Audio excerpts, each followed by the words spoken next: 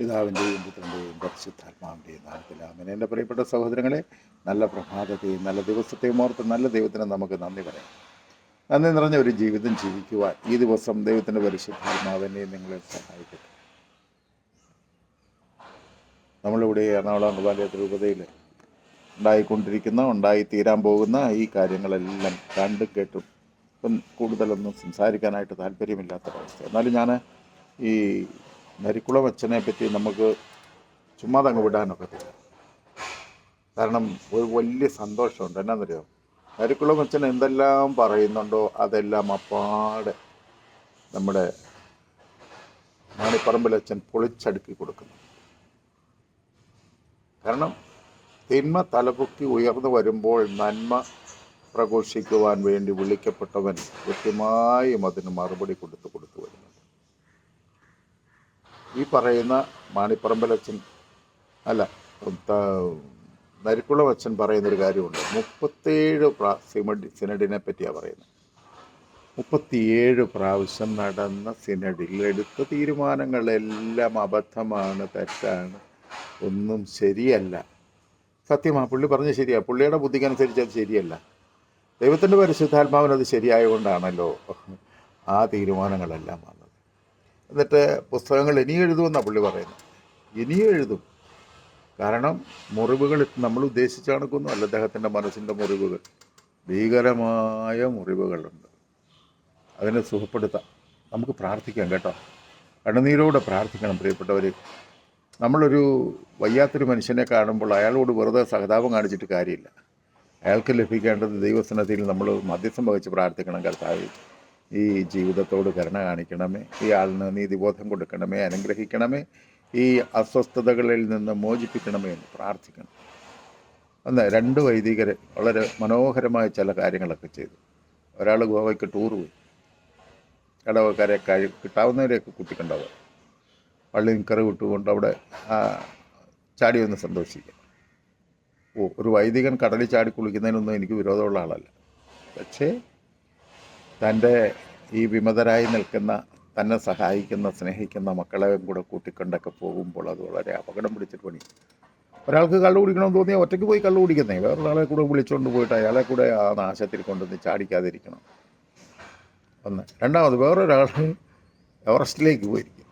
എനിക്കത് കണ്ടപ്പോൾ ഭയങ്കര സന്തോഷമാണ് തോന്നി. ചരിത്രത്തിൽ ഒരു റെക്കോർഡ് വരും. ഒരു കത്തോലിക്ക പുരോഹിതൻ എവറസ്റ്റ് കീഴടക്കുക മാത്രമല്ല, അവിടെ നിന്നുകൊണ്ട് വേണം കുർബാന, ജനാഭിമുഖ കുർബാന എന്ന് ഉള്ള പോസ്റ്ററുമൊക്കെ കാണിച്ചുകൊണ്ട് നിൽക്കുന്ന വിഡ്ഢിയായ മനുഷ്യനെ പറ്റി എന്താ പറയുക? പ്രാർത്ഥന കൊടുക്കാം, നമുക്ക് പ്രാർത്ഥന കൊടുക്കാം. ഇവിടെ നിൽക്കുന്ന സകല വിമതർക്കും വേണ്ടി പ്രാർത്ഥിക്കാം. ഒന്നുകിൽ ഇവർ ശുദ്ധീകരിക്കപ്പെടുക, അല്ലെങ്കിൽ ഇവർ ഒഴിഞ്ഞു പോവുക. ഇതാണ് ഉദ്ദേശം. ഇവർ ഒന്നുകിൽ ശുദ്ധീകരിക്കപ്പെടുക, അല്ലെങ്കിൽ ഒഴിഞ്ഞു പോവുക. നിങ്ങളൊന്ന് ചിന്തിച്ചു പോകണം. ഈ ഒരൊറ്റ അച്ഛൻ പറഞ്ഞു കൂട്ടിയ തിന്മകളെല്ലാം വിശ്വസിച്ചാണ് ഈ പാവങ്ങളെല്ലാം കൂടി ചാടിയത്. ആരാ?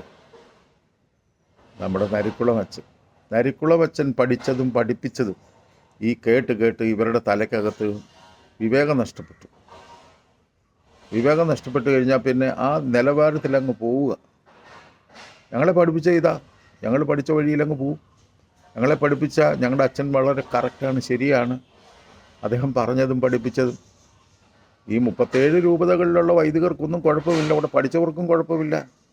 അവരാരും ഇദ്ദേഹത്തിൻ്റെ വിവരക്കേടുകൾ തലക്കകത്ത് സൂക്ഷിച്ചില്ല. ദൈവമേ, മനസ്സിലാക്കിക്കൊള്ളുക. ഇനിയുള്ള കാലത്തും എവിടെയെങ്കിലും ഒരു അധികാര സ്ഥാനത്തൊരു പുരോഹിതൻ വരുമ്പോൾ ആ പുരോഹിതന് വേണ്ടി കണ്ണുനീരോട് പ്രാർത്ഥിക്കാൻ ആളുണ്ടാകണം. കാരണം വഴിതെറ്റിപ്പോകാനുള്ള എല്ലാ സാധ്യതയുമുണ്ട്. അദ്ദേഹത്തിൻ്റെ വഴിതെറ്റലിലൂടെ ഒരുപാട് ആത്മാക്കൾ നാശത്തിലേക്ക് പോകാനുള്ള ഒരുപാട് വഴികളുണ്ട്. ആ വഴികളിൽ നിന്നെല്ലാം അവർ മോചിപ്പിക്കപ്പെടണമെങ്കിൽ സത്യമായും നമ്മൾ അവർക്ക് വേണ്ടി കണ്ണുനീരോടെ പ്രാർത്ഥിക്കണം. പുരോഹിതർക്ക് വേണ്ടിയുള്ള എല്ലാ പ്രാർത്ഥനകളും ഒന്നുമല്ല. ഇന്ന് രാവിലെയും ബലിയർപ്പിച്ച പുരോഹിതൻ എൻ്റെ അടുത്ത് വന്നു. ഞാൻ പറഞ്ഞു, അച്ഛനെ ദൈവം അനുഗ്രഹിക്കട്ടെ. പറഞ്ഞു. അച്ഛന് ഭയങ്കര സന്തോഷത്തോടെ ചിരിച്ചു. അപ്പോൾ പുള്ളി പറയുകയാണ്, ചേട്ടനെയും ദൈവം അനുഗ്രഹിക്കട്ടെ. വണ്ടർഫുൾ. 2 പേർക്കും ഒരുപോലെ ദൈവാനുഗ്രഹങ്ങൾ. അതുപോലെ തന്നെ നമുക്ക് നമ്മളുടെ ജീവിതം കൊണ്ട് സുവിശേഷം കൊടുക്കണമെന്നേ. ഇനിയും പ്രസംഗിച്ചിട്ട് മാനസാന്തരപ്പെടാൻ ആളില്ല. പല വിശുദ്ധരുടെയും, എൻ്റെ മാർട്ടിൻ ഡി പോറസിനെ പറ്റി പറയുന്ന, അദ്ദേഹത്തിൻ്റെ വീട്ടിൽ നിന്ന് എന്തെങ്കിലും സാധനം വാങ്ങാൻ ചെറുപ്പത്തിലെ അദ്ദേഹത്തിൻ്റെ കാശ് കൊടുത്തയച്ചാൽ വഴിയിൽ കാണുന്ന പാവപ്പെട്ടവർക്ക് കൊടുക്കും. കൊടുത്തപ്പോൾ ചിലപ്പോൾ വീട്ടിൽ ചെന്നപ്പോൾ തല്ലോ വഴക്കോ ഒക്കെ കേട്ടിട്ടുണ്ടാകാം.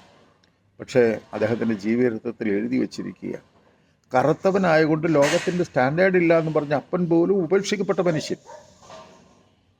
പക്ഷേ എന്ന് ബലിപീഠത്തിൽ ഓർക്കപ്പെടുന്നു, അദ്ദേഹത്തിൻ്റെ നാമത്തിൽ ഒരു ദേവാലയം കൂടെ പണിയപ്പെട്ടിരിക്കുന്നു. അപ്പോൾ ഇങ്ങനെയൊക്കെയാണ് നന്മ ചെയ്ത് ജീവിച്ച, ലോകത്തിൻ്റെ അംഗീകാരം നോക്കാതെ ദൈവസ്നേഹത്തിൽ പ്രവർത്തിക്കുകയും ജീവിക്കുകയും ചെയ്ത് കഴിയുമ്പോൾ മുന്നോട്ട് പോകുമ്പോഴെല്ലാം വലിയ ദൈവാനുഗ്രഹം ഉണ്ടാകും. പ്രിയപ്പെട്ട സഹോദരങ്ങളെ, അതുകൊണ്ട് ഈ പ്രശ്നങ്ങളിനി എത്രയും വേഗം തീരും.